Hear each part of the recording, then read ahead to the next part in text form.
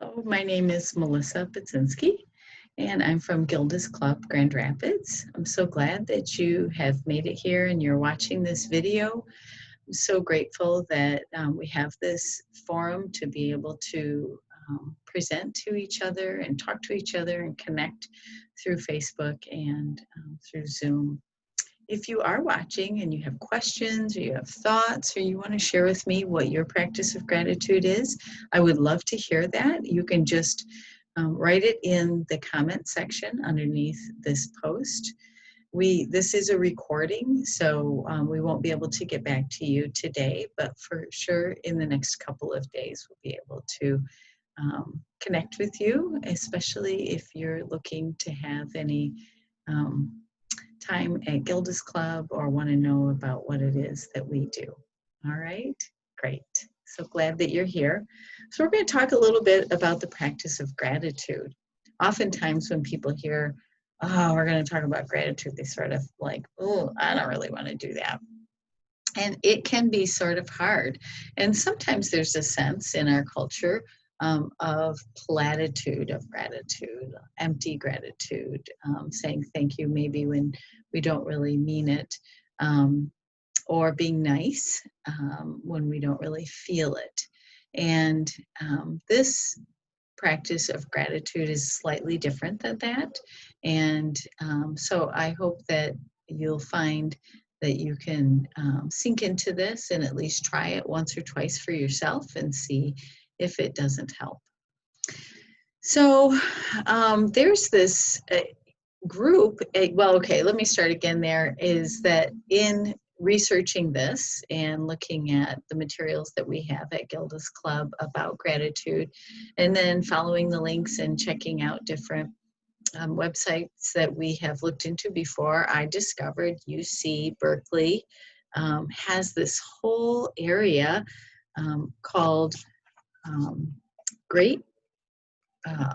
Greater Good Science, and they do a lot of research on happiness and on gratitude and the practice of gratitude, and I had no idea that was going on. So I encourage you to look that up, UC Berkeley Greater Good Science, and just to check it out. We'll post it so that you'll be able to easily access that.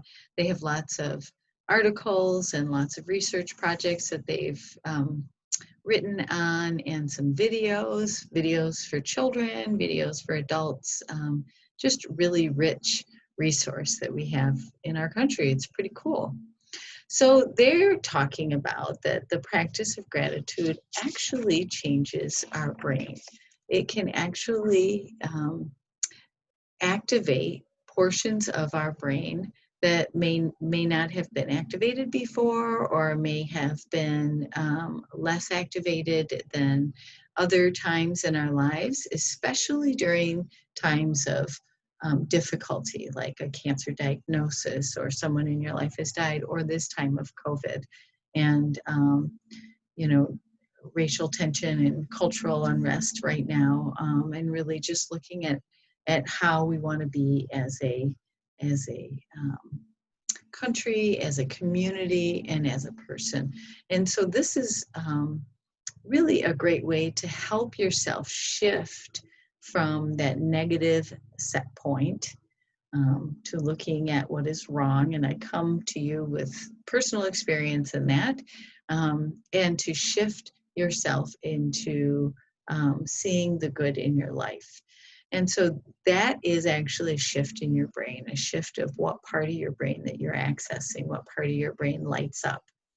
So they knew that this worked pretty well with this practice of gratitude that we'll talk about in a minute, with people who maybe were their mindset was more positive to begin with. And so they were wondering, how does this work with people who struggle with maybe depression or anxiety, or have some more of those difficult mental health issues to contend with. And so they took this group of people who were working with a therapist, a psychotherapist, and they split them into 3 groups. And in one group, they gave them the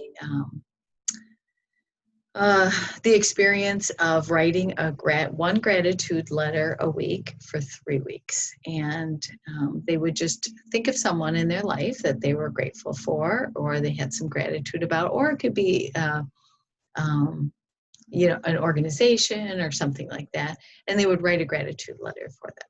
They didn't have to send it. They didn't have to do anything with it. The only thing they had to do was to write it.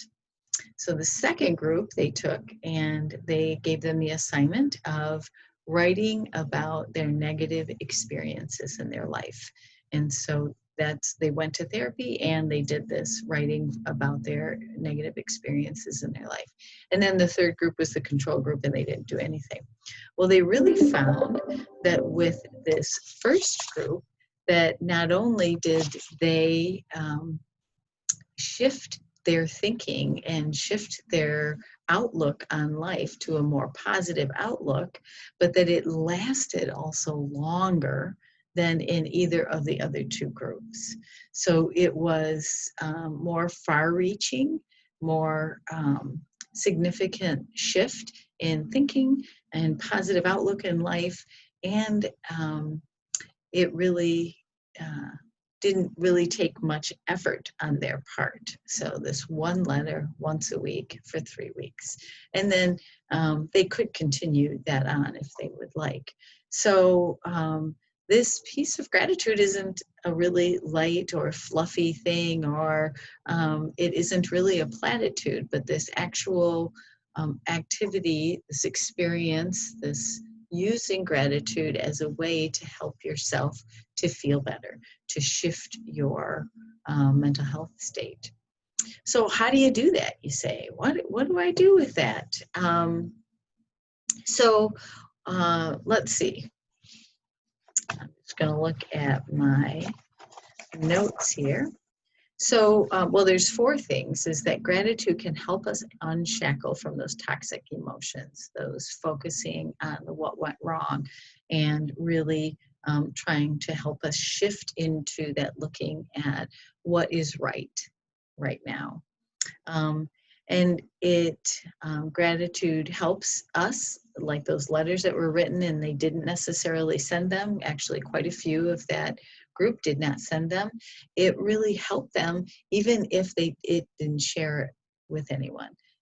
So doing those letters really are for yourself, right? They're not necessarily for that other person. And if you do share it, then there's an added benefit. And gratitude, it does take time. They did not see a significant change in that person the first week, the second week, but by the third and fourth week, as they interviewed them and had them take a evaluative test, that their outlook got better and better 3 weeks on. So it does take a little bit of time in that practice. It's just like working out a muscle, that muscle doesn't immediately look the way that you want it to. It takes a little bit of time and some repetition to do that. And then it has lasting effects, that it lights up that part of the brain that for a longer period of time that you can really, keep going back to. So there's another article there. It's called Tips for Keeping a Gratitude Journal. And Jason Marsh published this in 2011, but I just really felt like it really was applicable for today. So his suggestions is don't just go through the emotions. So not just writing things out and then that's the end of that. That's sort of that platitude piece. His suggestion is that you really take a little bit of time, and even if you just think about one piece of gratitude or one thing that you're really grateful for, but to bring the experience up, to bring the emotion up, to sit with that piece of good feeling, to think about the smells, the sounds, the sights, maybe the taste if it was something that you were eating. So trying to bring that into this place of the real experience. So if I was thinking maybe I got a chance to go to the beach, and I love to go to the beach. So if I was writing about that piece of gratitude about being able to do that, I would encompass everything that I experienced that I really enjoyed. And you don't have to spend an hour doing that, but you want to maybe one part in each of those senses so that you can bring that experience up. Because your body does not know whether you're in the experience in the exact moment or whether you're not when you're thinking about it. So thinking about those places of gratitude, those experiences, those people that are in your life, help your body releases all of those good chemicals. It helps to balance your hormones, increase your serotonin, lower your blood pressure, all increase your immune system. So your body responds like you're in the moment. And so if you did this, like say at the beginning of the day, then you would be set for the day of having like this rush of really good balance in your body. Or if you go to bed at night and you do that, and then you will you'll be going to sleep with this wonderful peaceful place of good balance also. So don't just rush through that. And you don't have to do it every day, and we'll talk about that in a minute. But so take your time, be specific, be intentional, and take that time for yourself. Go for depth, like I said, over breadth. So you're not getting too detailed about one particular thing, but detailed enough that you can feel that experience. Get personal.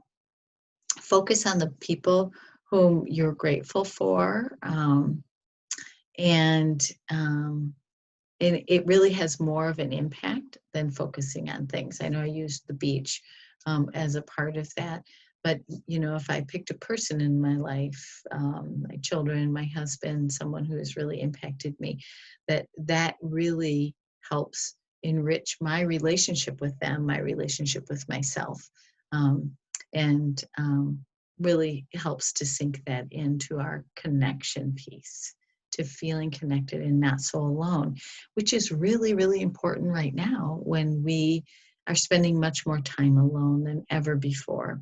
And we're having harder times having to be really creative about how to figure out how to connect with people. And so picking a person that you're really grateful for can really help you to feel connected with them. Try subtraction, not just addition. One effective way of stimulating gratitude is to reflect on what your life would be like without a particular person or situation, or whatever you call it, blessing. Or so, what if I didn't have a car? Or what if I didn't have, I'm going to use my dog for an example. I think I would be pretty lonely.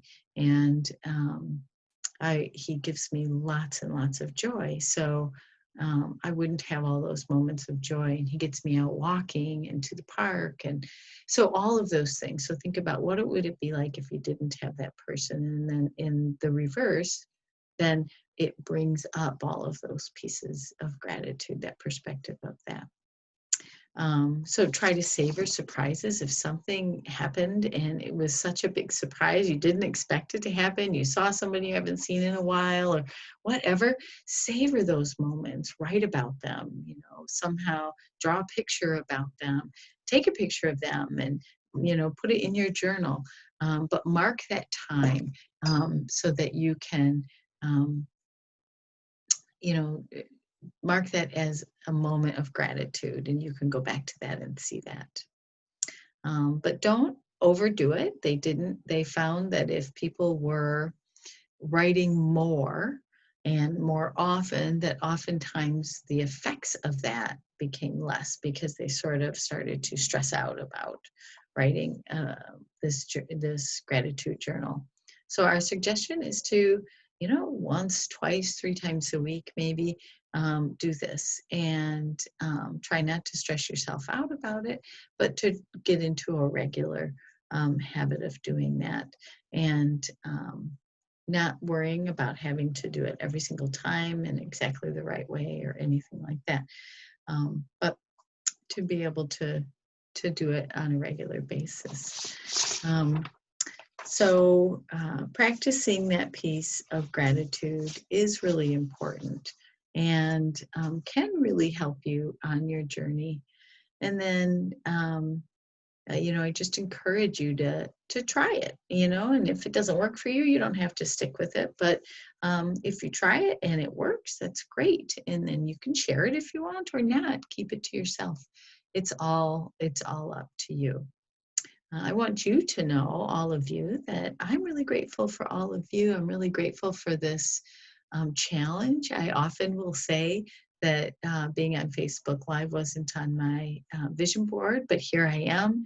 And I really appreciate this challenge and this experience of being able to look into things that maybe I didn't have time to look into, or I put off, like gratitude, the practice of gratitude, and all the other things that we've done. I've been able to work with my coworkers more, and that's been really exciting.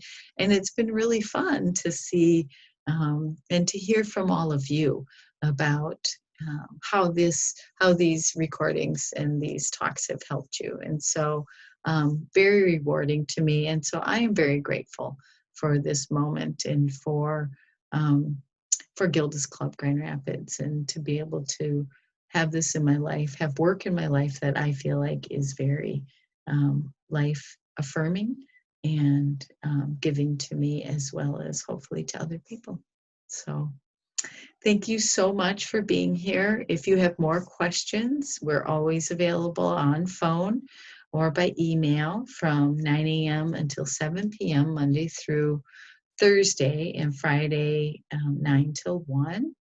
We have lots of recordings, as I said, that you can access on your own anytime on our webpage and Facebook and on our YouTube channel. If you are on a grief or on a cancer journey and would like to join one of our free cancer or grief support groups or one of our workshops, we'd love to have you. Again, just email us or call us. We'd love to hear from you and talk with you. If you have practices of gratitude that I didn't mention, because there are so many out there, please let us know what they are. We'd love to hear that and share it with everyone. So just make a comment or send us an email.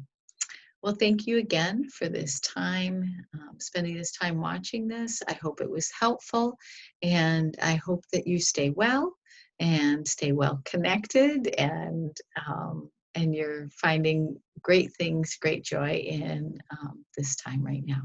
Take care. Bye-bye.